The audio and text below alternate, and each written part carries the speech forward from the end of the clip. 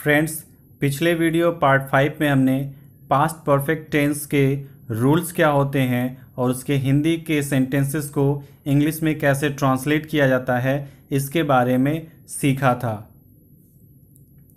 और इस video part 6 में हम सीखेंगे फ्यूचर इंडेफिनिट टेंस के रूल्स के बारे में और उसके हिंदी के ट्रांसलेशंस को इंग्लिश में कैसे ट्रांसलेट किया जाता है। बात करते हैं नेक्स्ट वीडियो पार्ट 7 की। उस वीडियो में हम फ्यूचर कॉन्टिन्यूअस टेंस के रूल्स और उसके हिंदी के सेंटेंसेस को इंग्लिश में कैसे ट्रांसलेट करते हैं इसके बारे में सीखेंगे। It's me Gulshan and you're most welcome to my YouTube channel, The E-Learning Zone.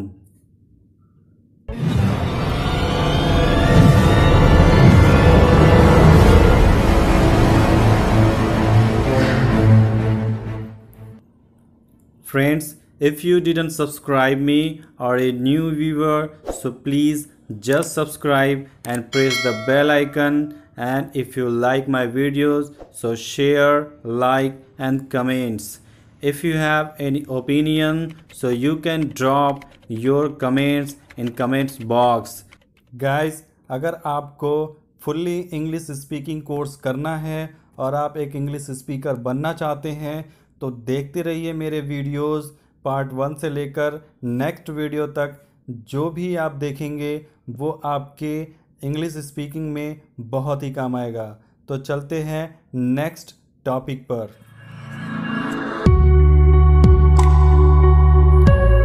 तो आज की टॉपिक में बात करने वाले हैं फ्यूचर इंडेफिनिट अफर्मेटिव के बारे में। फ्यूचर इंडेफिनिट अफर्मेटिव यानी सकारात्मक जिसकी पहचान गा गे गी होती है। मैंने पहले वीडियो में आपको बताया था कि अगर फ्यूचर इंडेफिनिट या फ्यूचर से सेंटेंसेस कोई टेंस होते हैं तो उनके पहचान वाक्य के अंत में गा गे या गी से किया जाता है। और इसका जो रूल है वो ये सब्जेक्ट, विल, वर्ब का फर्स्ट फॉर्म और ऑब्जेक्ट। आजकल के दौर में जो इंग्लिश स्पीकिंग की दौर चल रही है इसमें शैल का यूज ना करके सिर्फ विल का यूज किया जाता है और शैल का यूज दूसरे शब्दों में किया जाता है। वो मैं आपको आगे आने वाले वीडियोस में ज़रूर बताऊंगा। इसमें जैसे सेंटेंसेस है, कल मैं आपको अंग्रेजी पढ़ाऊंगा तो उसकी अंग्रेजी I will teach you English tomorrow. Rule के अकॉर्डिंग सब्जेक्ट पहले आई मैं के लिए, उसके बाद विल का यूज, उसके बाद वर्ब का फर्स्ट फॉर्म, पढ़ाना का हो जाएगा टीच, उसके बाद आपको का इंग्लिश हो जाएगा यू, उसके बाद अंग्रेजी का जो हो जाएगा इंग्लिश और उसके बाद कल के लिए टुमारो।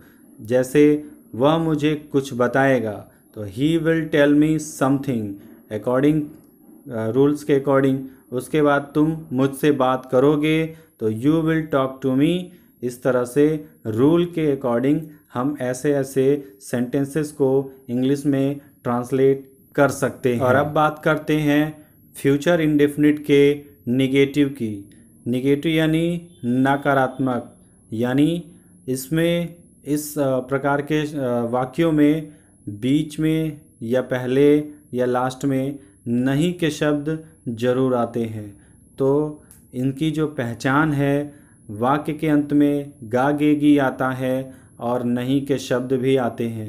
तो इस तरह से हम किसी सेंटेंस को पहचान सकते हैं। और इसका जो रूल है सबसे पहले सब्जेक्ट, उसके बाद विल, फिर नॉट, फिर वर्ब का फर्स्ट फॉर्म और ऑब्जेक्ट। अफर्मेटिव की तरह ही ये भी रूल सेम है, जस्ट इसमें विल के बाद नॉट का यूज किया जाता है। जैसे सेंटेंस है, कल मैं आपको अंग्रेजी नहीं पढ़ाऊंगा तो इसकी इंग्लिश बनेगी I will not teach you English tomorrow. इसमें विल के बाद नॉट का यूज किया गया। उसके बाद सेंटेंस है, वह मुझे कुछ नहीं बताएगा तो he will not tell me anything. उसके बाद सेंटेंस है, तुम मुझसे बात नहीं करोगे तो you will not talk to me. इस तरह से तीनों फॉर्म के साथ विल का ही यूज होगा और से सेंटेंसेस ट्रांसलेट करते हैं। उसके बाद फ्यूचर इंडेफिनिट इंटरोगेटिव यानी प्रश्नवाचक। तो इसका पहचान वाक्य के अंत में गागेगी और प्रश्न वाले शब्द पूछे जाते हैं इसमें जो पहले आते हैं। तो रूल नंबर 1 के अकॉर्डिंग विल, सब्जेक्ट, वर्ब का फर्स्ट फॉर्म और ऑब्जेक्ट। जैसे आपके सामने ये सेंटेंसेस और ट्रांसलेशंस हैं, क्या मैं आपको कल अंग्रेजी पढ़ाऊंगा, तो इसकी इंग्लिश होगी will I teach you English tomorrow.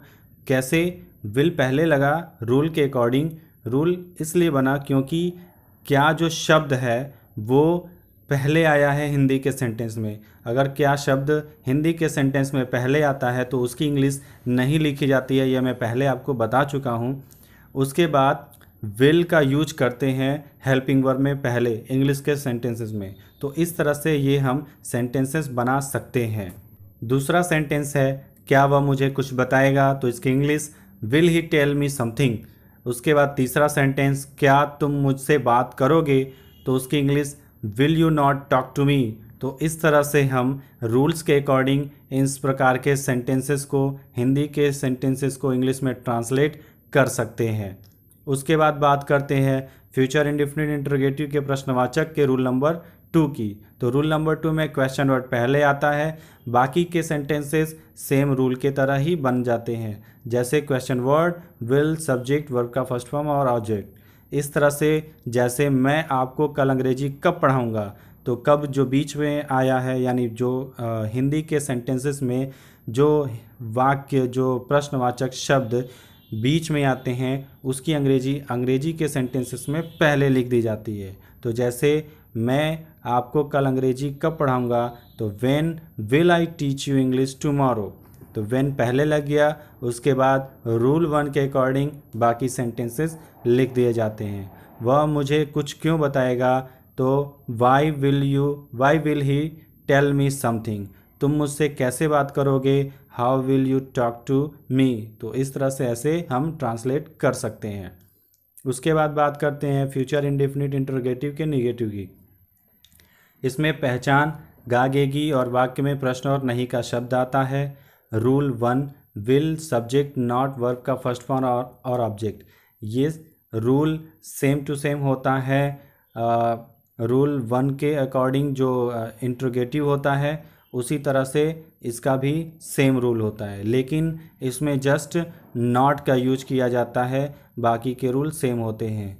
तो जैसे इसमें सेंटेंसेस है क्या कल मैं आपको अंग्रेजी नहीं पढ़ाऊंगा, तो इसकी इंग्लिश होगी will I not teach you English tomorrow. उसके बाद एक दूसरा सेंटेंस क्या वह मुझे कुछ बताएगा, तो will he not tell me anything. तीसरा सेंटेंस क्या तुम मुझसे बात नहीं करोगे, तो उसकी Angrezi will you not talk to me. तो इस तरह से हम रूल 1 के अकॉर्डिंग ऐसे सेंटेंसेस को इंग्लिश में ट्रांसलेट कर सकते हैं। अब बात करेंगे रूल 2 की। रूल 2 में पहले क्वेश्चन वर्ड आएगा सेम टू सेम इंटरोगेटिव के रूल नंबर 2 की तरह। तो इसमें कल मैं आपको अंग्रेजी क्यों नहीं पढ़ाऊंगा, तो इसकी English why will I not teach you English tomorrow. उसके बाद वह मुझे कैसे नहीं बताएगा, how he will not tell me. उसके बाद तुम मुझसे बात कब नहीं करोगे, तो इसकी English when will you not talk to me.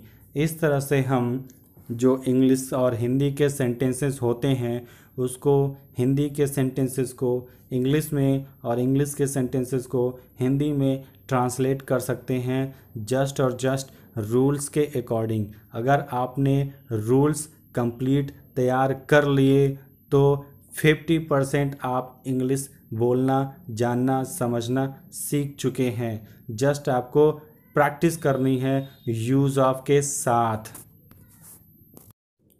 Guys, कैसा लगा आपको आज का क्लास? अगर पसंद आया हो तो लाइक, शेयर और कमेंट करिए। और अगर आपने मेरा चैनल अभी तक सब्सक्राइब नहीं किया है या आप मेरे चैनल पर नए हैं तो प्लीज़ जल्दी से सब्सक्राइब करिए और बगल में लगे बेल आइकन को भी प्रेस करिए ताकि मेरे नेक्स्ट वीडियो का नोटिफिकेशन आपके यूट्यूब इनबॉक्स में बहुत जल्द मिल जाए।